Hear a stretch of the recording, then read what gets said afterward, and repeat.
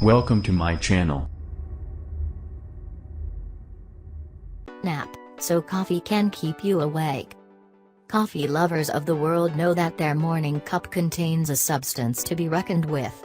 Caffeine is so effective at juicing our energy and productivity that until 2004, its intake was restricted by the International Olympic Committee. But the original performance-enhancing drug doesn't just provide a jolt to athletes. In many ways, it is the drug of work, says Stephen Rahn, author of Buzz, The Science and Lure of Alcohol and Caffeine.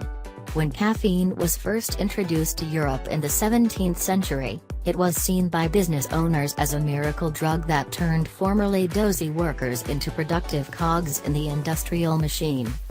But while caffeine is best known for its ability to keep us awake and alert, research suggests it can sharpen performance across an astonishing range of tasks. As with most things, though, it's easy to overdo it and negate those positive effects. Here's how, and when, to dose yourself with coffee just right. Take a nap first. It may sound counterintuitive, but caffeine, which made its name as an accessory to sleepless nights, actually works best when you've had some rest.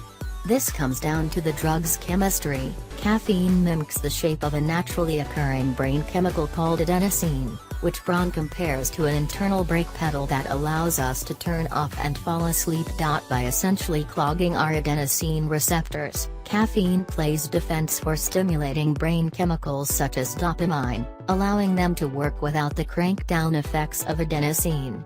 But caffeine won't do as much for you if you're so tired that the chemicals it's clearing the way for are already depleted. Caffeine will work best when you've had a good night's sleep or had a nap, Rahn says. Moderation matters. According to a 2014 study, caffeine consumption could significantly improve long-term memory, allowing users to remember information better, and for longer stretches. In it, researchers at Johns Hopkins University gave subjects a series of images to study, along with either a placebo or a 200 mg caffeine pill, roughly the amount found in 2 cups of coffee. The next day, subjects were tested on their ability to recall the images. We found that 200 mg of caffeine enhances memory over a 24-hour period, said Michael Yassa, Ph.D., who worked on the study.